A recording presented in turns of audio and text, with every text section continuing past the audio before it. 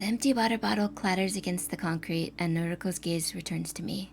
That's a bit better. The visit to the maid cafe got the better of her. She spent too much energy intervening in the confrontation, but her motives for doing so remain unclear. Fill me in. There's no need to kill Junpei. Why? He knows everything. Knows me, knows Tomoe. He knows... you. Noriko hesitates, but she doesn't flinch at the revelation. Something tells me she already knew this much. Junpei Matsumoto will be dead by sunrise. I made a request, Kojiro. On the other website? A request? The first thought that jumps out at me is she requested for Corpse Girl to kill Junpei Matsumoto. Well, that's a ridiculous notion, isn't it? I see. I don't think Corpse Girl can take care of him. He knows our whole operation. Noriko's raised eyebrow conveys her confusion. What? No, I didn't make a request through Corpse Girl's website. What would be the point of that? I shrug because I truly don't know what else she could have meant. I used the other website, the Human Removal Service. I made a request for the death of Junpei Matsumoto. Oh. But again, what good would that do?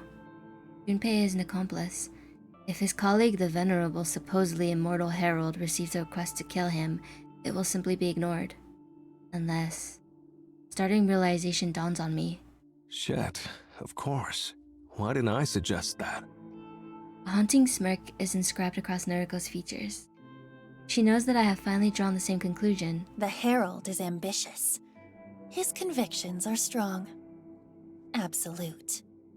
Just like mine. Like Corpse Girl's. Corpse Girl's convictions, huh? Wait, so... so now she can't be Kojiro's because he didn't kill him. This is the loophole she did. Corpse Girl would never reject a request. That's right. Junpei Matsumoto is disposable. A pawn. Oh, look at that smile. The Herald will deal death to him in the same manner as any other nameless victim. I see. But more important than Junpei being killed is what we will discover in the aftermath. Explain. By knowing that Junpei is the next to be targeted, we can observe him and witness the Herald's killing method firsthand. Ah, it's brilliant. Noriko has laid the perfect trap. By sparing Junpei's life today, we have set him up to be slaughtered by his own compatriot. And we can use his death as a means to uncover exactly how the Herald brings low his victims. Have to add it to you. This is a pretty fantastic plan. I know. A few things. You have doubts? Not doubts, exactly. Firstly, how do we know exactly when Junpei will be killed? Noriko sweeps her hair behind her ear and scoffs, as though the answer should be as clear to me as it is to her. I specifically requested the time of death. You can do that? The Human Removal Service demands it. Interesting. Second topic. What if you're wrong? What? What if the Herald isn't willing to kill his own ally? In that case, it will prove something important. It will prove that we're dealing with a complete amateur. Someone whose convictions could never reach the strength of Corpse Girl's. Oh, she is admitting she'd kill all of her friends. Just like that, Noriko reaffirmed my earlier suspicions. Corpse Girl truly would destroy her own allies in order to see her ambitions fulfilled. Tomoe, myself, our souls are shackled to Corpse Girl's own black void, yet we are not safe from her wrath. Should Noriko will it, our flames will be snuffed out in moments. We are nothing to her. Dirt, dust, ash. We will be blown away like the useless incinerated remains of a cadaver. Understood. Let's uncover the secrets behind the Human Removal Service.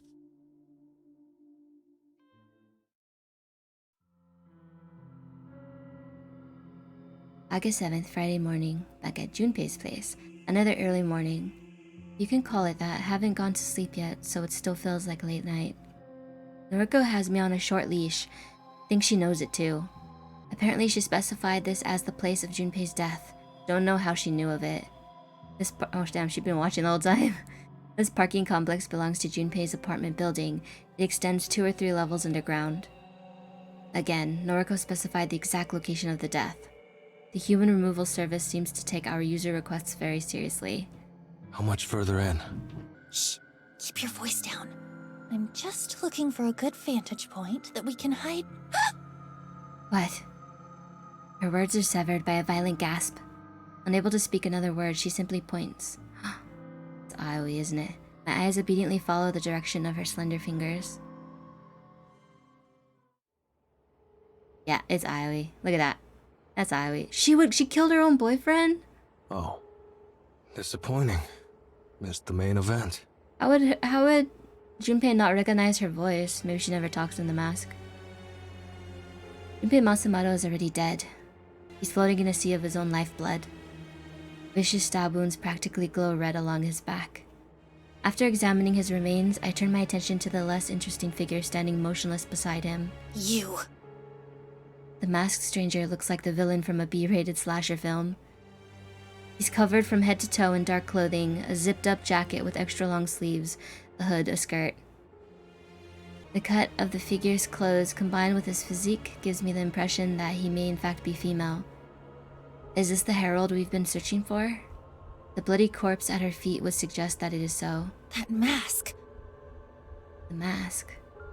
It's simple, white, probably porcelain. It's reminiscent of something, some fictional character, or maybe some film villain after all. The Herald still hasn't moved. She's as still as a statue, gaze vacant, her eyes impossible to discern behind the mask. Are you the Herald?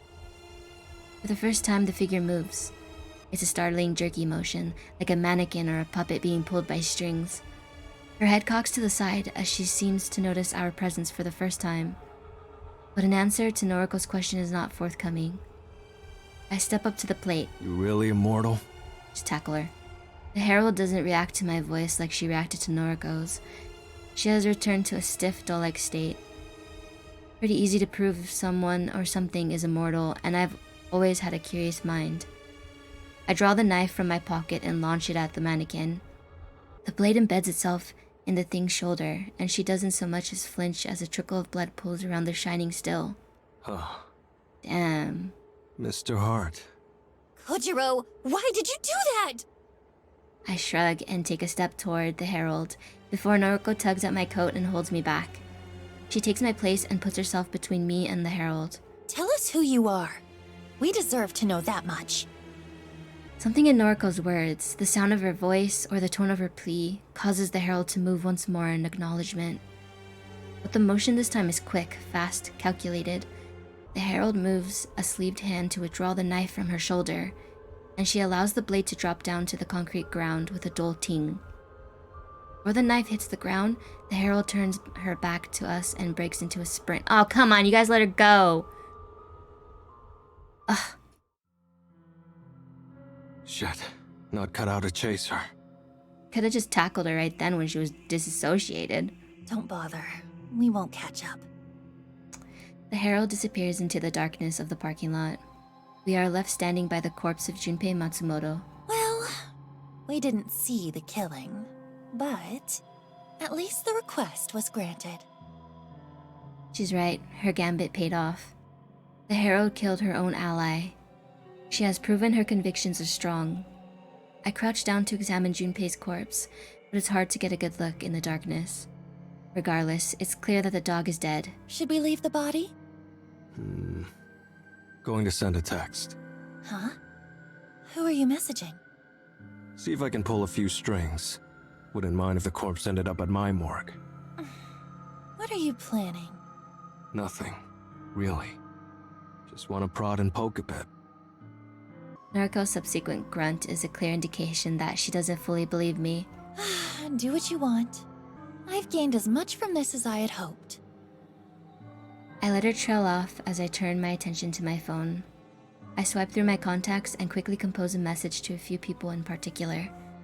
If all goes well, an investigation team will shortly arrive to examine the scene. I'll be gone by then, but if my contacts do their jobs correctly, they'll haul Junpei back to the morgue. I pocket my phone and scurry toward the blood-soaked knife I launched at the Herald. It slides back into my pocket and I signal to Noriko that we should depart. Goodbye, Junpei Matsumoto. She waves half-heartedly at the corpse and lets out a childlike giggle.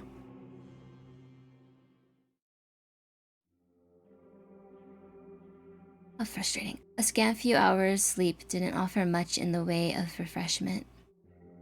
Have to be at the morgue again in an hour. Not that there's much to do there since the place was robbed. Perhaps a few more cadavers will have arrived. Perhaps Junpei Matsumoto's corpse will be there. I should take this opportunity to take a breath. Been a while since life slowed down like this. No requests coming through for Corpse Girl. No bodies to haul around town with Tomoe. No cadavers to catalog at the morgue. Life should be good. I'm still alone. And Noriko may decide to discard me at any moment. Why does that make me want her more? Do I want to prove my worth, my value? Prove to her that I'm worth keeping around? Don't know. Doesn't matter in the long run. After brewing myself a cup of coffee using the French press Tomoe gifted me, I take a seat in my chair. Sitting alone in the darkness is somewhat depressing. But it's only temporary. I won't be alone forever. Soon, Noriko will sit here with me. We'll be together in darkness. I'll make her see my worth. I'll make her love me the way that I love her. I'll make her fill the void that Shizuku left in my life. I'll make her treat the gnawing pain in my insides. I'll make her save me from falling into despair, from falling into old habits. Noriko will save me from myself, just like Shizuku once did. I take a sip of my coffee. It's still a little hot, and it scalds the gap in my mouth where my tooth once was. It hurts, but I'll be okay. Soon.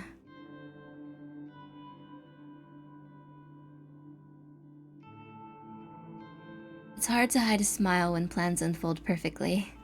The body was here, waiting for me, when I arrived at the morgue. Staring down at the pallid corpse of Junpei Matsumoto fills me with more satisfaction than I thought possible.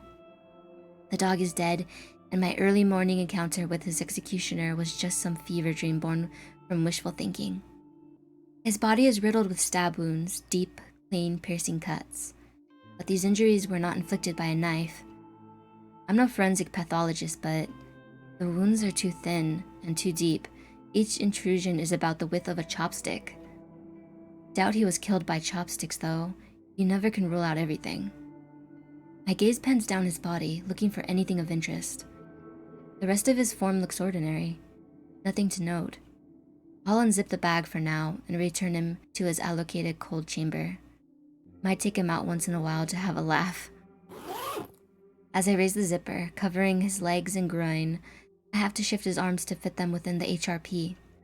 And then I flinch, and my hands instinctively retract from the cadaver. I'm used to the ice-cold touch of a body fresh from its containment chamber, the sensation of lifeless, preserved flesh. Thus, it wasn't the sensation of touch that caused me to startle. It was the sight of something out of the ordinary, something I'd somehow missed during my initial observation. Junpei's fingers. 5 thick, meaty digits on each hand. 10 perfectly intact, dead but otherwise healthy fingers. It was only days ago that I pierced 2 of his fingers, his thumb and his pointer finger, using cheap metal cutlery. Is this a dummy body? Tricked. They tricked them. I can't forget the distinct feeling of plunging those implements through flesh and bone, pinning his fingers to a table. The corpse before me shows no evidence of ever being injured in such a manner. Nobody can heal wounds like that without medical attention. Even then, stitches and scars will remain. But Junpei Matsumoto's digits are 100% intact and puncture-free. They were sloppy. They were real sloppy. Interesting. Come to think of it, didn't I snap another few of his fingers in half that time I confronted him outside his apartment? I'm sure I did. Crushed the bones with my own fist. But this corpse's hands don't show signs of that either. Normal to the touch, no visible bruising. On a whim, I pull out my phone and open Noise. I navigate to Junpei Matsumoto's profile. Load a few profile images, swipe through them one by one. I put my phone right next to Junpei's head, comparing the similarities between Junpei's photos and his dead body. Everything becomes clear immediately. Certain elements of Junpei's features don't match. His nose is broader in photos. His lips are thinner, more taut. The corpse in front of me is not Junpei Matsumoto. It's a copy. A clone. Junpei Matsumoto's death was faked for our entertainment. The body lying on the ground in front of the Herald was planted there before we arrived, planted to convince us that Junpei had met his maker. The Herald did not kill Junpei. The Herald simply used one of Corpse Girl's tricks and produced a carbon copy body. All in order to fool myself and Noriko. As this revelation settles in my mind, I come to another conclusion. The morgue being robbed was no coincidence. I can almost guarantee that the cadaver used to replicate Junpei's death was stolen from this very place. A weapon of deception, stolen and turned against us. And the morgue was targeted before Noriko even requested Junpei's death. Almost as if the human removal service predicted Noriko's movements in advance. Is that even possible? All I know for sure is that the dog is still out there, still skulking around, working for his master. This is starting to get interesting. Oh my gosh. Well, let's go tell Noriko. August 8th, Saturday afternoon. Okay, I think I'm up to date. I guess it was a good thing you decided to prod and poke Junpei's corpse, as you put it. Guess so. I thought you were just being your usual morbid self, taking corpses for your own use, whatever that may be. Don't know what to tell you. Well, I'm glad you acted. Faking Junpei's death. What's their end goal? What did they really accomplish by pulling such a stunt? There's a million possible answers to that question. I feel like they were sloppy on purpose. They wanted us to know that they're 10 steps ahead of us. Can't know the real truth, not yet. Obvious answer would be that they wanted to deceive us. Make us think we have the upper hand. I came to the same conclusion. They think they've fooled us, but we know better. Can we use that to our advantage? Don't know. Sometimes you're helpful, and other times you're just... What? Never mind. Okay. It irritates her when I withhold my thoughts. Sometimes I act like this just to elicit a reaction from her. She's cute when she's pissed off. I don't know what we should do next. We're kind of at a dead end, right? Kind of. Corpse Girl's website has gone silent. No one is requesting deaths anymore. But if I'm to believe the news, there are still dozens of people being killed all around the city, which means the human removal service is still as active as ever. Don't beat yourself up. Don't have any cadavers at the morgue anyway. Can't exactly fulfill any requests. True. Look at all those bodies behind you.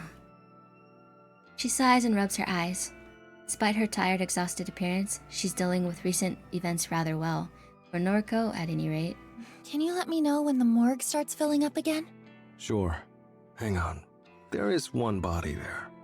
The fake one. Fake Junpei. Yeah. Not much use though, I suppose.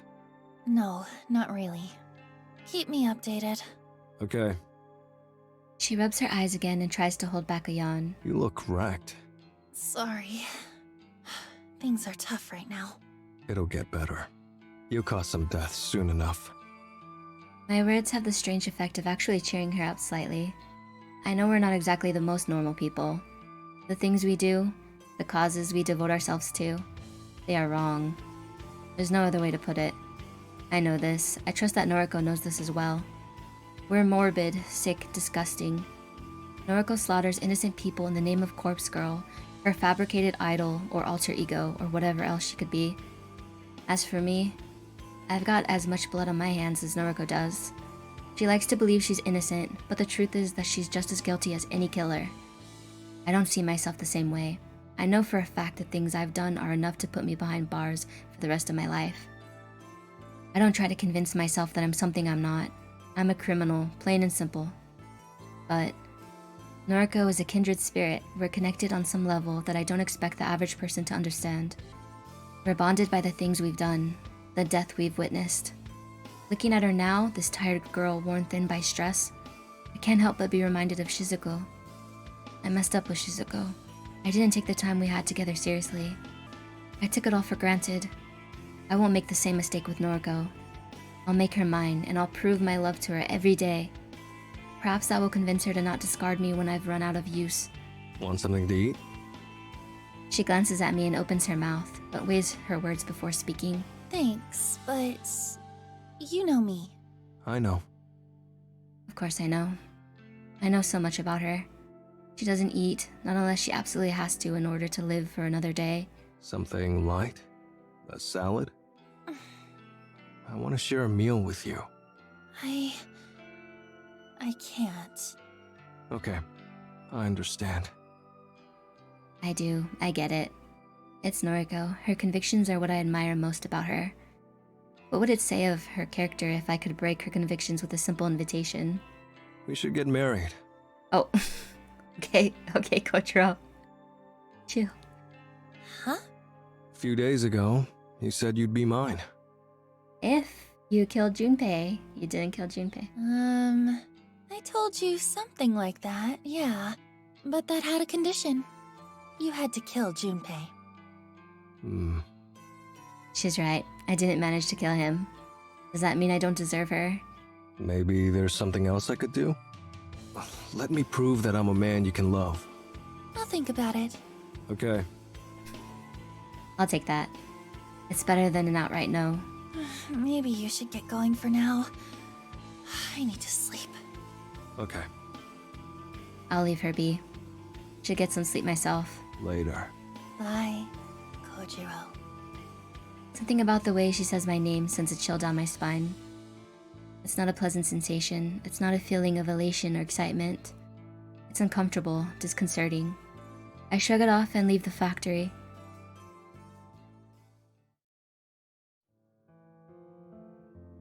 What's going on here?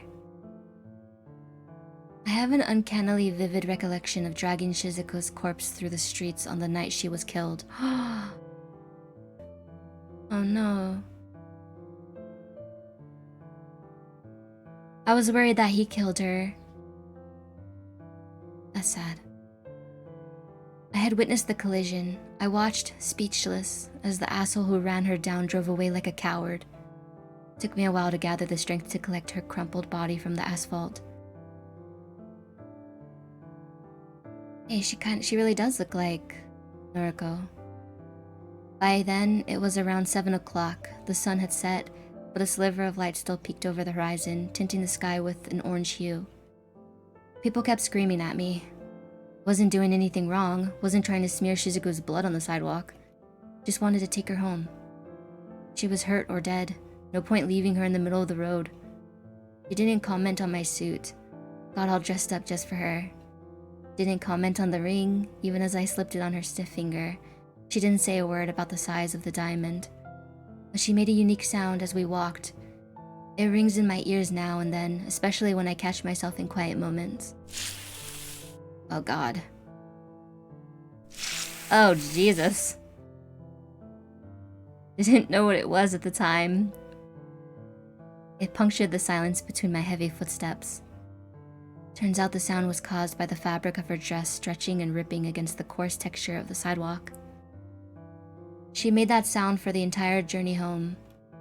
My footsteps, thud, thud. Shizuko. People screaming. A cacophony of irritating noise assaulted us during the entire expedition. Silence didn't rear its head until we arrived at our destination. Damn. Wasn't easy getting her up the stairs to my apartment. I can't believe somebody didn't call the cops by then. He made it all the way home dragging a body. I'd carried her in my arms dozens of times, always effortlessly, but during that final ascent, Shizuko's weight exceeded the limit of my muscles.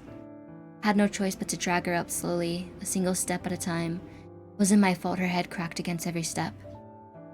Ooh. Once we were inside, I finally had the opportunity to examine the damage.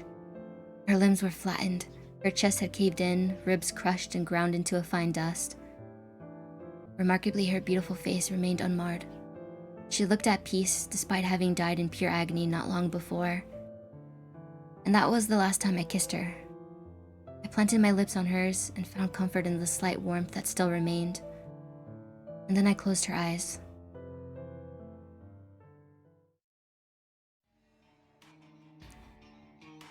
My memory of that event is so clear that thinking about it feels like I'm reliving it again for the first time. The pain hasn't dulled, but I'm glad I don't live in that apartment anymore. Climbing those steps every day would only serve to remind me of dragging Shizuku behind me.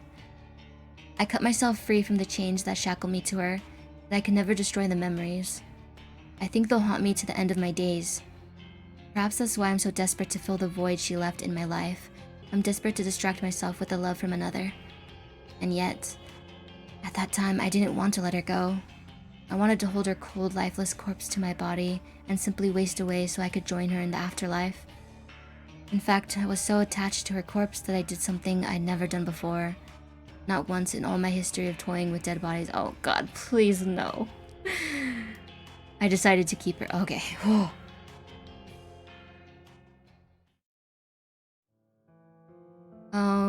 Okay. Don't know whether it was out of despair, depression, or desperation. Don't truly know why I decided to do such an odd thing. Possessed by a single disturbing idea, I emptied out the small storage closet in that old apartment, discarded everything within, and then I carefully, delicately, lovingly placed Shizuku inside the dark space. She stood up against the wall, almost casually, almost like she was alive. I held her in place with some rope fastened to the wall, a loop around her neck and a few bindings around her wrist. She sagged a little, but it wasn't overly noticeable.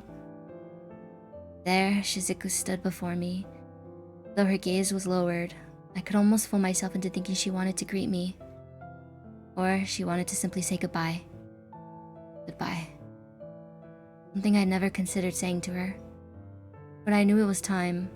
Time to say goodbye to her and to say goodbye to myself. The me that shared a life with her. The me that lived in shame of the things I've done. Into that small storage room, I piled the evidence of my guilt.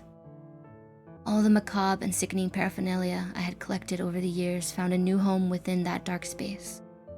Photos of corpses, tomes written about embalming and mummification, countless books by Nobel Sinclair, that author I held so dearly to my heart. Did he mummify her? Everything and everyone that made up Kojiro found itself inside that room. And with one last look at the girl, I slammed the door and locked it tight. The ceremonial act of locking away everything I once loved had a cathartic effect. But the moments after that aren't as clear in my mind. I know that I sealed up the room and concealed the door, but I don't recall the effort that went into doing so. I know that I decided to leave the apartment behind, but I don't recall talking to the landlord. I know that I tried to move on from being the person I once was, but I don't know how much I truly changed.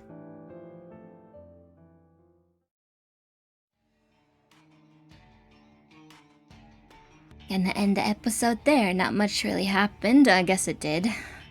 Pretty sure I always the guy, the Herald.